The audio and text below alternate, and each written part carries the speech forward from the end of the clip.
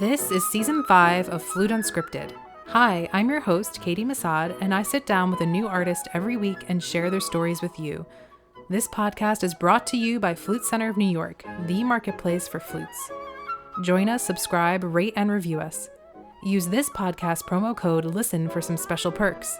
Get $50 off any flute or accessory purchase of $4.99 or more, and 10% off any sheet music order, including free shipping on all orders over $50. Once again, that's code LISTEN. Dr. Heidi Kay Begay is a flutist, teacher, and host of the podcast Flute 360. Having so much in common already, Heidi had the brilliant idea of getting together to chat about podcasting and its role in the flute community. We got talking about our struggles as hosts, the lessons we've learned from our guests, and the realities of putting together an episode every week. Chatting with Heidi was really a treat. It was so comforting to be able to talk with someone who's going through the same challenges. Not to mention I got to take a break from editing as she did the honors with recording and producing our talk. The following is our interview in its entirety, which Heidi has also published on Flute 360. Hello, everyone. Today I'm with Dr. Caity Massoud, and she is a flutist and the host of Flute Center of New York's podcast titled Flute Unscripted. Welcome, Caity. Thank you so much for having me. For sure. I'm so glad that we got to do this podcast collaboration. I am too. This is actually the first time I've ever done an interview not face-to-face. So this is really cool. It's very convenient and I love it. And it's also very different for me. Yeah, well, there you go. We're always learning. And with this medium of podcasting, it's like, oh, wow, you guys are in the 4th season. And this is your first phone interview. I know, it's crazy. Well, we're really fortunate in that we have a lot of really special flutists that come in through our door all the time. And it's New York City. So there's a ton of interesting people passing through. And so I can usually grab someone for just 30 or 40 minutes and kind of listen in on what they have to say or pick their brain for a little bit. So it's been very fortunate that way. I think if we weren't in New York City, I don't know if it would be possible. Yeah. And that's where I find myself in Fort Worth. You know, right. There are great flutists in this area, but the majority of the people I want to talk and pick their brains is outside of Texas. Yeah. Yeah. Well, you just got to talk with a ton of people at NFA. I saw you had a live podcasting table set up and you were chatting with a ton of people. That must have been very busy for you. Yeah. Thanks for asking. It was busy. I counted up this morning how many people I talked to. Because I was going around saying I talked to 40, but I knew that was wrong. Oh, my God. But I knew it was wrong. It was actually 24. Oh, okay. That's still a lot for a short span for only, however many days. Yeah. It literally, in my brain, I guess I doubled it. Well, it is draining. Do you find that, doing podcasting and hosting and talking with people and being the one that's trying to come up with interesting questions and ideas and formatting, that it's kind of exhausting? And I feel like I do one interview and I'm kind of done for the day. I feel kind of pooped and drained. I agree. Yeah, it is draining. And I think more draining than people realize. Yeah. Just because I have to be on, Yeah, exactly. I'm listening and I'm, thinking of the questions beforehand, but it feels like because you're always engaged, yep, your brain is just going a mile a minute. Yeah. And I think maybe something people, and maybe it will be interesting for our listeners too, that people don't realize that there is a lot of that going on. It's not just you casually sitting down with someone and just, let's hope we come up with some interesting material. You feel like you have to do your homework ahead of time and be prepared. And I always feel a little bit of pressure, oh God, I hope that it turns out okay and it's interesting and they don't just give me a one-word answer yes or no. And then you're kind of stuck there with an uninteresting interview. Yeah, I can't wait to. I think this is, Caity, this is amazing. We're just getting into our world of podcasting and flute instantly. And we've begun, obviously, but we haven't really begun the conversation. But we're just so excited to get into it that it's natural for us. And I think that's great for the listeners to see our passion in that regard. Right. How long have you been doing this for? Actually, yeah. I just looked up your Flute Center of New York date, and you guys started 1 month after me. Oh, wow. Okay, great. Yeah. I was going to ask what spurred you to start everything and get into it. Yeah. So I started March of 18, and it was actually my DMA project. Oh, great. Yeah, to graduate with my DMA. And it was, I can't really say dissertation because it really is not a true dissertation. But the first 2 series, episodes 1 through 8, was my research. Okay. Yeah, because my committee, can you imagine? I know you have your doctorate. Yes. Can you imagine the committee saying, oh, yeah, just talk to like Caity and Cobus de Troyes and Marion Gadigian, and then you have your doctorate. And then you'll be done. No. Yeah, no. If it was that easy. Yeah. But yeah, so no, the first 4 episodes were based on my research on health, and then the second was more entrepreneurial. But yeah, and then from there, my committee just wanted some longevity with the project so that way it could continue with me post-graduation and into my career. And since then, it's just snowballed. That's awesome. Yeah. So Flute Unscripted, I believe, is like a business component to the flute shop.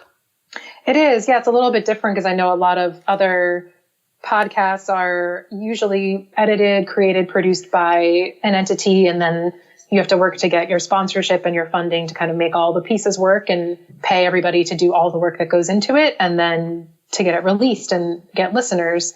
We're kind of unique here in that we do have a nice audience of people already engaged with things that we're doing. We have clients that follow us, and we love our clients and we're very close with them.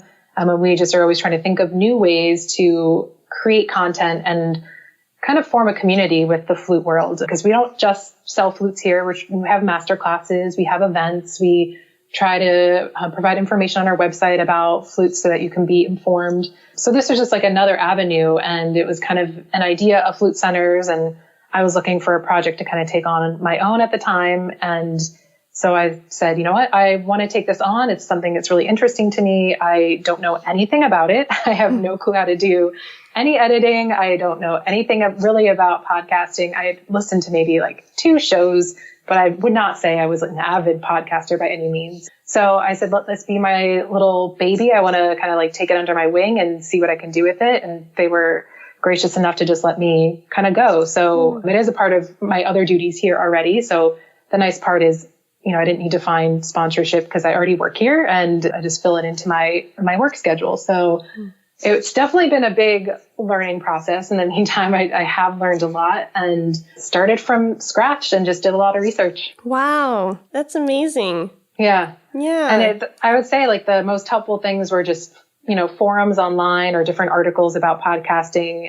Also just listening to more podcasts. I felt like if I'm going to do this, I should listen to a lot more and see what's out there and different kinds of podcasting. And I know that you do a lot of interviews, and you also do some other shows where you're just talking about like competitions and how to prepare for auditions and advice and holistic aspects. Here we just do the interviews. And so I wanted to get more comfortable with interviewing and kind of how the flow goes and also the dynamic and the banter. And so I just started listening to lots of interview podcasts and kind of digesting those. And that definitely helped a lot.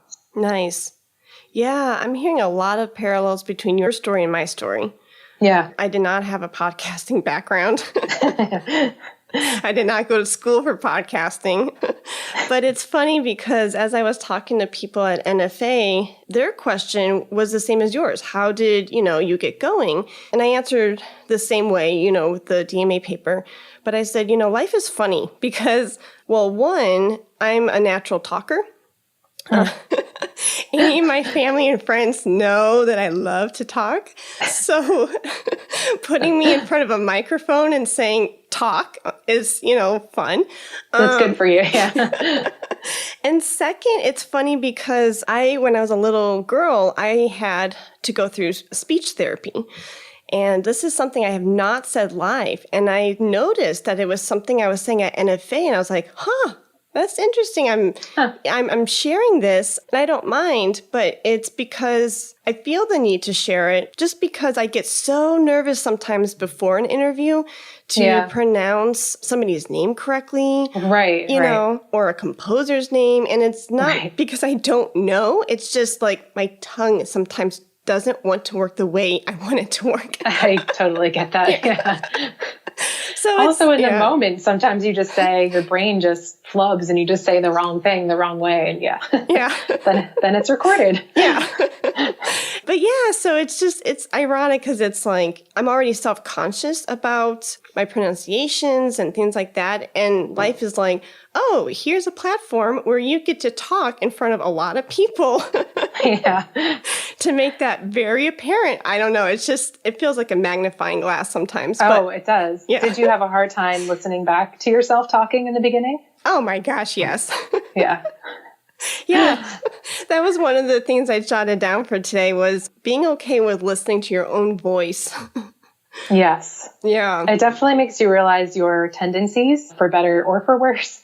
And when you were talking about kind of parallels to flute playing, I feel like it's the same thing. Like when you're preparing for any sort of performance, you want to listen back to your recording and it's painful and we avoid doing it because it's not a pleasant experience because it's usually, you're taking a microscope to your playing and you're hearing things you didn't know you were doing and it can feel overwhelming and daunting. And I feel like it's the same with podcasting. I know I listen back to all my interviews and I can hear that I've changed and my voice has maybe changed a little bit over the seasons too, which is interesting. And it's just a part of becoming more comfortable and kind of realizing when you do things that you didn't know you did. Yeah, I agree. And a lot of my guests this weekend at NFA at the William S. Haynes booth said, when will this episode go out? And I told them and they said, well, that was fun. I had fun with you, but I'm dreading it. I said, why? And they're like, I don't want to hear my voice back. Yeah. I get that a lot here too. Yeah. Do you? Yeah, which is funny because a lot of people are performers, so they're used to that sensation or that idea of something will get heard by a real audience at some point. This is not just in a vacuum, but yeah, they're still uncomfortable with their voice and with people hearing them talk. Yeah. And then they would follow up and say, are you okay with it? I'm like, well, yeah, now I am. But the first couple months I wasn't. Right. Yeah. It definitely takes time. Yeah. It kind of reminds me back in the day, like this is like so 90s, but when we had, regular telephones, landlines, and you had, your voice message. Mm-hmm. I mean, we still do on our cell phones, but I don't know. It feels more like landline phone thing. Right. Yeah. Oh my gosh. That's so funny. Well, that's funny. You're saying too, that it's comfortable for you to talk in front of people and that you enjoy chatting because it's also kind of interesting. I feel completely the opposite way. I'm very introverted. I do not like talking to a lot of people. I like one-on-one conversations I feel comfortable with more so than like large groups and having to be at like large parties and things like that. But I still would rather just be left alone and have to talk to anybody at all. So it's definitely been good for me, just like flute playing as well. Like I would say as a performer, it's not my first inclination to say, I want to be in front of a room full of people because it like feeds me to be in front of so many audience members. And I love standing out in front. It's definitely uncomfortable. And sometimes I dread it. And then it's this weird sensation of after you do it, and the interview's over, the performance is over, you do feel some sort of like adrenaline and you feel amped up and it's a good feeling. But it's getting to that process is always a little like dragging your feet, for me at least. Yeah, no, I can relate to that definitely on some levels for sure. Yeah. Thanks for being vulnerable and sharing that you find yourself being more of an introvert. Well, yeah, I think it's important because something else I've realized talking to my guests as well is that everybody is a very different sort of personality. And just because you're introverted doesn't mean you can't do extroverted sort of things. And just because you're, a very gregarious or outgoing kind of person doesn't mean you can't do things that are more quiet or things that are alone, like practicing alone for hours a day. So there's definitely, I find it interesting that even with our varied personalities, there's still lots that we can do. I love that. Yeah. It resonates with me because since I am naturally more of an extrovert, that was one thing that actually got in my way with the interview process because I was not okay with silence. Yeah. And I noticed that I would get so excited, just listening to you. Old Heidi a year ago would be not intentionally trying to talk over you, but I would be talking over you because I was so excited. And Interesting. and I would listen back and I was like, whoa, Heidi, like, put the reins on. You need to literally take a break. Because, I mean, I just would be like, and I would do these little like pops of excitement, but it was literally on top of, your thought process, and it could come across as rude, and that was not my intention at all. But yeah, so when you said introverted, dabbling into being a little extroverted and vice versa, I was like, yep, hey. You had to go the other way. I had to go the other way. Something else I thought, we could talk about today are other things not to do during interviews and podcasting. Do you have any other? I feel like that's a big one, right? Not talking over someone and finding that right balance between how much they talk and how much you talk, because they're kind of the star of the episode. Is there anything else that you kind of have on your list of your big no-nos? Big no-nos. Oh man. One of my big no-nos is I learned specifically, I believe it was Flute 360's episode 40 or 41 with Ho Fan Lee. He and I had a great interview when I hit, record, but you could tell, and he's very candid about this, so I don't feel bad sharing this. He was a little nervous. And I think, again, it just goes with his personality of being more of an introvert. And so for a while, it took me some time to pull him out of his shell. Well, finally, at the end of the interview, when I did, and we were comfortable with each other, I hit stop because it was the, goodbye. And then he continued to talk, and he knew I hit stop. And he just opened up to me like none other. I mean, it was the most genuine conversation ever. And I was like, oh, fun. This is what your Thumbport followers want to hear. He's like, and that magic. I mean, I didn't hit, out of respect and because he was talking to me, I didn't hit record again. But without sounding sleazy, I didn't want to hit record again, but I wish I had. Yeah. Yeah. I can totally relate to that. That's happened a lot to me here. Not with anybody specifically that I'll name, but it is definitely a total shift where when you hit record, there's walls that are put up and people are nervous or they feel like they have to filter everything they say, which is understandable. I mean, a lot of people have fans and audience members that listen to them and they feel like they have an image that they have to uphold, but there's some really like juicy, really good stuff that I think is so interesting that they don't feel comfortable sharing until kind of I close the computer screen and I start to unpack everything. And then they just really open up with all this really good info and stuff that I think is really relatable. But yeah, I totally agree. If you don't have their permission and you can tell that they don't want that to be aired, then you just can't. You just have to let it go. But it's just such a shame sometimes. Yeah. Yeah. And then just what I'm hearing too is building that trust. Yeah. Yeah. There's a lot. That's hard to do. It is. Yeah. Yeah. I think it's funny because in a normal conversation over a year and a half ago, I would have never said, oh, this is a perfect time to hit record. This is a great podcast episode. Yeah. But now, like when I was in Romania and I met Martin Godoy and Aileen Razy, we would go out to dinners after the rounds. And it was just a perfect podcast episode. That's really cool. Yeah. And I just met both of them. I mean, they're both Texas-based musicians. So you can't really say, after 5 minutes in, like, oh, I just met you, but could I hit record on my phone? Because this is that just sounds weird. Yeah, just building that trust and, having your guests know that they can rely on you not to share those intimate moments, that are off screen. I think that's important. I think also that they trust you with editing. I mean, even before we just talked today, I asked you like quickly, all right, Heidi, you're going to take out if I make a mistake or if I say something silly or if I say too much, like you'll edit it out, right? And you said, yeah. And I feel like just giving people that reassurance before you hit record too, I can feel kind of their shoulders start to relax a little bit. And then they like sit a little bit more comfortably knowing that there's an out. It's not also that it's not video recorded is a huge relief for a lot of people. They don't want to have to worry about their appearance or how they look while they're talking. So just reassuring them that there's no video, it's just purely audio. Things like that make people feel a little bit more comfortable. I was wondering if for your guests, do you ever send them the episodes first to approve before you release anything?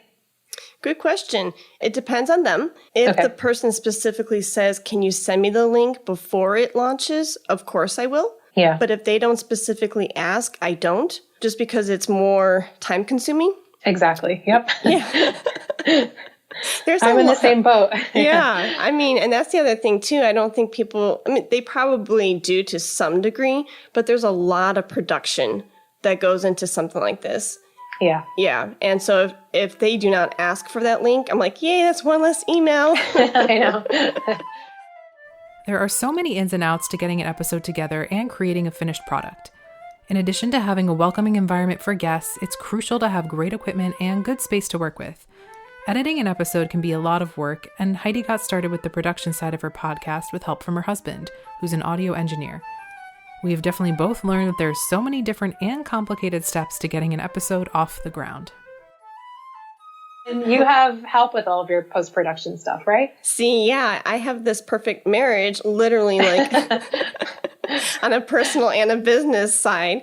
That's why Lisa Garner-Santa at Texas Tech said, I think podcasting and doing this podcast for your DMA project would be perfect, because she knew I had the equipment and she knew that I had the help with my husband, Eric. And so this production, I mean, you probably do way more than I do with the technological side of things, but it would not be possible without Eric's expertise being an audio engineer. Yeah, it's something that is a huge challenge for me, and it's really hard, and I'm always learning, but I wish I had the help, because it is really nice to not have to worry about that piece or to not stress about it and just know that it will be taken care of at the end. And it is time consuming too. It's like a whole nother job, just sifting through and editing and taking things out and connecting them back together and adjusting levels. And yeah, it's a lot. But kudos to you. I am so proud of you. And just like, thank you. Yeah. You have so much patience. Oh my goodness. It's definitely been fun. I have to say, if I didn't like doing, these kind of creative things on my own, I probably would not enjoy it. But like I was saying before, I'm introverted anyway. I like doing things alone. And so it's a chance for me to just kind of be on my computer and be doing a little busy work and kind of plug away at getting stuff done. So I like it. I like the little menial tasks of all of it. Cool. So we talked about, you asked a great question about what not to do.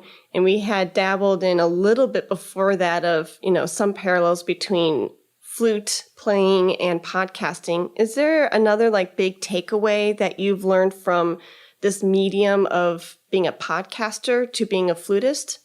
Well, I would say there's the huge piece of organization that's really been key. And I think another thing that maybe people don't realize goes into podcasting, but a lot of flutists know that goes into preparing for your performances as a flutist. It's all about the work you do beforehand. And it's the same with this. And something that I've learned is that the less I prepare and the more I think that I can just wing it and it will be okay, that never really works the way you think it will. And it's just never as good as when you really spend the time to do the extra research, spend that extra, hour just doing a little bit more reading and seeing what else you can dig up. And the same with practicing, just going in and seeing what else you can kind of nitpick and what else can be improved.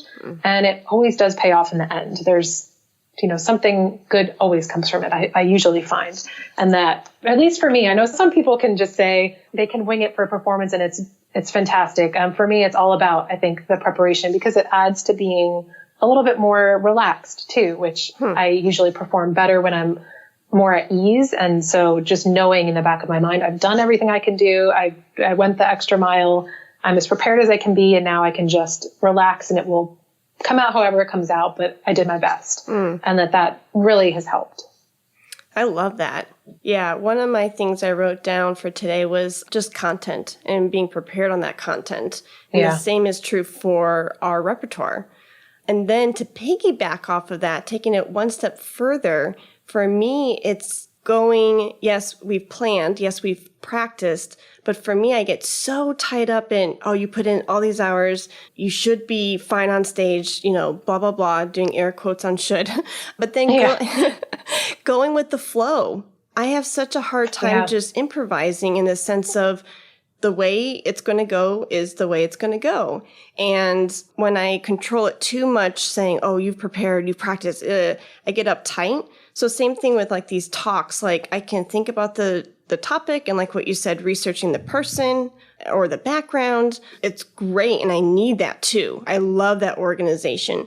But then to go in there too uptight, it loses the natural flow. Yeah, that is so accurate. And I completely agree because, I didn't even really think of that. Now that you're saying it, it's so clear to me. Like there's been times where I do my research and I think I have the perfect questions and that I'm going to, nail it with the interview and I have everything planned. And then the guest just totally deviates or they talk about something I didn't think they were going to spend a lot of time on. And they want to talk about it for like 20 minutes. And then we're off in another world. And I'm like, oh, I can't, the question I wanted to ask really isn't relevant anymore. Am I going to really try and come back to that? It seems totally pointless at this point. And it's like you're grappling with how much you have to stick to your expectations and how much you're just like, well, let's just let that go out the window and just go with the flow. And yeah, I think that's super important. Yeah. There are times when, same thing, I would have these questions mapped out. Well, within, just say, for example, like asking a composer, what's your background, and then they talk about the background. Well, say the second question is, I don't know, what's your main instrument or what instruments do you compose on? And they've already answered that question in the first one. Yeah. So if you're not listening and you go, and they're right. I can just imagine their face going, were you not listening to me? Because yeah. So going with the flow. And like you said, I love that word, deviating. Conversations deviate all the time, all the time. And being willing to trust that flow is kind of exciting. It's like a thrill, but at the same time, you're like, okay, where is this going to go? Too. Yeah. So if you think about us, performing as flutists, I mean, how many times do things not go planned? On the stage, and say chamber, I don't know, say the clarinetist does a little extra, this or that, and you're like, whoa, okay, I wasn't expecting that, and let me bounce off of that and respond to it. I don't know. It's interesting to see those parallels. Do you hope, I hope that you see more flute podcasts happening in the future and more people kind of into the medium? Because I think it is taking off and I see more projects and I love your project and I love that you can kind of do this collaboration and reach out to a lot of people. And I just hope that I see more good content kind of come out there. Yeah, I agree. I think the more flute podcasts that are out there only feeds the fire. It adds fuel to the fire. I think there is plenty of room for anyone who wants to put out their own platform because we're all unique individuals. We all have our own experiences, our own story, and our own voice, And there's more voices out there than Caity, Heidi, Viviana, and, the 4 or 5 that are out there. And I think if, there are more platforms, then people will be searching for all of the different flute podcasts, when they type in their friend's name, let's say, Joe, and then they're like, oh, wow, Caity has one and Heidi has one. And you know what I mean? It's a community. It really is. And I think that it's a really cool platform too, because it's so accessible. I mean, it's free. You can listen to it anywhere, especially these days. I feel like a lot of us are on the road, traveling a lot. I know a lot of people recently were traveling to NFA.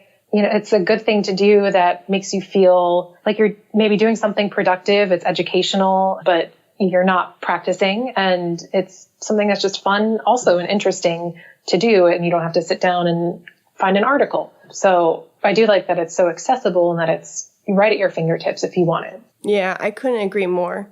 It really is accessible. And if you think about the world we live in, we're commuting and we're running in between teaching and playing and, washing the dishes and doing the laundry. And if we can just put in our earbuds and listen to great content as we are doing the dishes. I don't know. I think we live in a world that, of course, is very go, go, go. And, yes, we need time to chill or whatever. But I think especially like our flute community of flutists tend to be very overachievers. Yes. And having the accessibility of listening through our earbuds content that we can use maybe throughout the week in our lessons or whatever. You don't have to, put that magazine up. You can just listen. Yeah. Yeah. I was going to say, I hope also that more studio teachers will, get into podcasting and listen and use these as a resource too, because I think there's a lot out there where they're fun and they're cool to listen to. And it's a nice way to like pass the travel time, but also there's like some good stuff. In your podcast as well. I love a lot of the episodes that you have that are really like honed in on specific skills and specific things, but they're really great resources for students and for young people that need the extra advice. Yeah. Oh, thank you. And I feel the same way about your podcast as well. Hey. And, and that comes up on a very interesting topic, because if I'm talking to, or if you're talking to like a flutist or composer, flute maker, whatever, these are primary sources. I mean, this is coming from the horse's mouth. You know what? Maybe someday we will be in somebody's DMA dissertation as a primary source. Yes. Fingers crossed. Yeah, then we'll have made it. Yeah. That's a big check box to check. I'm looking forward to that day. I know. Yeah. But, even think about, I won't name names, going back to that trust element, but, there are some people that we get to interview that are perhaps a little bit older, age-wise. Yeah. And it just happens to be that, life will take its course. And I've had people come up to me and say, we need to put that interview and archive it in the Library of Congress. I had not thought about that. That is insane. Do you know what I mean? And yeah, it could literally, I did not intend that a year and a half ago. You know what I mean? I had no idea that would be an element or something that would need to be discussed at some point. Yeah. Well, it's interesting because our owner here, Phil Unger, also, he was one that brought up that viewpoint to me, because I also had never thought of it that way. And he has we have like an old photo album here at the store of some guests from ages and ages ago that when he first got started, some flutists that would come through this store, and like Ron Paul and people like that. And so those are the archives that he has with little notes of what they did on their visit here. And he mentioned, this is important because you're speaking with people and getting stories and getting information that will be like the photo album of the future, where people can look back on it, listen back, and see these helpful tidbits and things to remember them by. I love that. Yeah. And the other thing that it brings up for me too, is to piggyback off of that, is just us as musicians, what we do. Music is an oral art, right? So yes, we can read an interview that has been maybe published in Flute Talk or whatever, but with this podcasting realm, you get to hear the inflection or the tone or the character of said person. And just being a musician and what we do by listening, I think there's something special with listening to that interview and hearing your favorite flutist or composer talk and express himself or herself through oral means. Right. And you get to hear what they get excited about in the moment, and where they take a conversation. And I do think that part's super interesting, and kind of to hear their inflections about everything and the characteristics and the way they speak. Yeah, I think that's really cool. Yeah. One interview that's coming to mind is Gary Shocker. And here, I'm talking to him over the phone, and he has his grandfather clock chiming in the background. And, and he's feeding his cats, and you can hear the clinking of the bowls and the chimes, and it's like you get a peek into his home. And you can't get that any other way. No, you cannot. Yeah. So, things like that, being type A over here. At first I was like, oh my gosh, sit in a quiet room, and then when you listen back to it, you're like, oh, that is so cool. Yeah.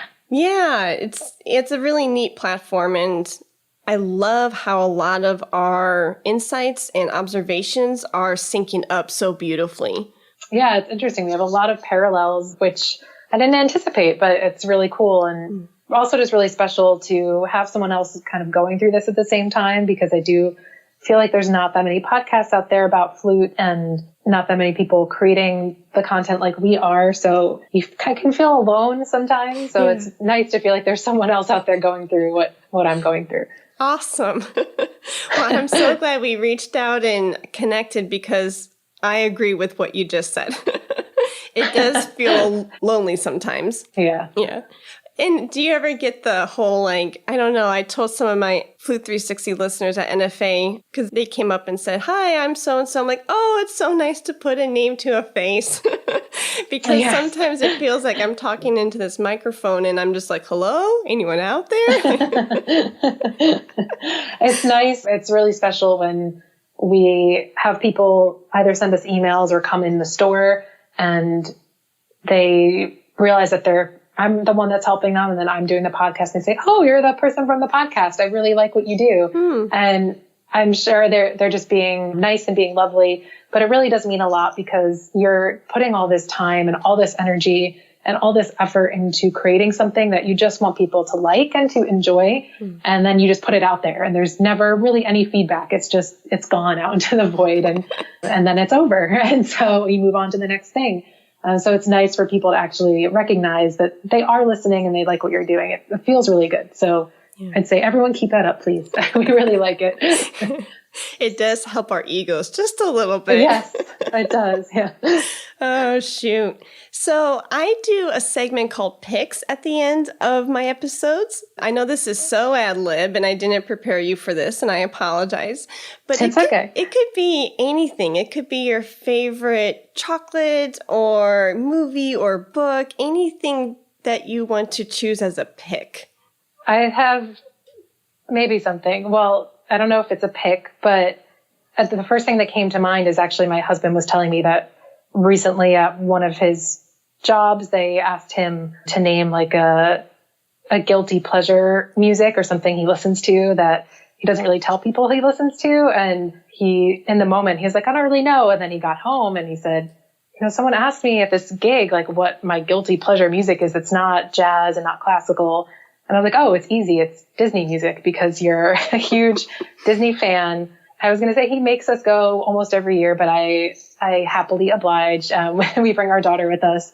And so we go pretty often, and people think that we're crazy, but it's just really fun and special to go there and have be in a little bubble where we don't watch the news. We don't really look at our phones, and we just have fun with our daughter and just kind of be like kids again and kind of disconnect. And so I know I love to travel, and I love to travel the world and go to exotic places and cool places. We're going to Scotland in a couple of weeks, actually, but people think we're always crazy for going back to Disney World out of everywhere we could go. And I just feel like that's our guilty pleasure. So maybe my pick is to find something that maybe you're ashamed of, but that you can disconnect and enjoy fully. It definitely helps. Nice. I love it. I have not been to Disney World. Oh, you need to go. It sounds like it. I will say some people have a love-hate thing with it. Some people really hate it, but we both grew up going when we were kids. So we're used to going often throughout our childhood. So it just seemed like a natural extension to keep the tradition going. Oh, beautiful. I love that. So I will end on your pick, because that was so well said. Yay. I feel like I can't top that off. Oh, no. Well, thank you, Caity, so much for your time and talent and your insights. And I agree with what you said prior to the pick. I'm so glad that we collaborated, and it feels like just speaking to another flutist / podcaster is very supportive. And it feels good to know that somebody out there is walking a very similar walk to me. Mm-hmm. Yeah. So I appreciate that comment. Well, thanks for having me, Heidi. This was all your idea, and I'm really excited about it. And it was really a pleasure to get to chat with you. I'm sorry I missed you at NFA, so I didn't get to see you, but it was really nice getting to know you a little bit better this way. Thank you, Caity. You're welcome. Whether you are interested in learning more about getting started with a podcast of your own, or you're just fascinated to hear about the behind-the-scenes details for making an episode, I hope that my collaboration with Heidi provided some insight. I know that she and I feel the same way. We hope more flutists and musicians will engage with our work, and that the flute community will become more open, inclusive, welcoming, and connected because of it.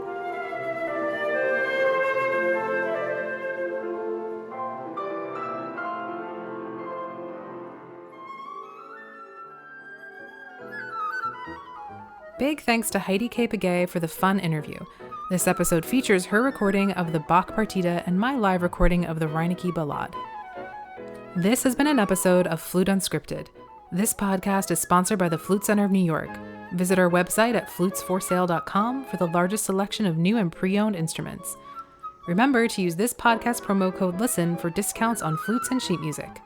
Special thanks to our owner Phil Unger, the Flute Center team, and Stefan Huskoldson for our theme music.